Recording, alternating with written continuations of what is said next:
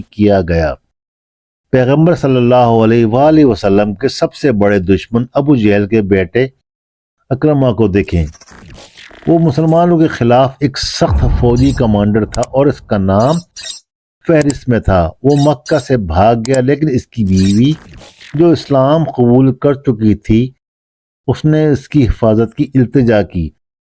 پیغمبر صلی اللہ علیہ وآلہ وسلم نے یہ التجا قبول کر لی۔ اکرمہ واپس آئے اور اس قدر عفو سے متاثر ہوئے کہ وہ سب سے زیادہ نیک مسلمانوں میں سے ایک اور اسلامی فوج میں ایک مشہور کمانڈر بن گئے۔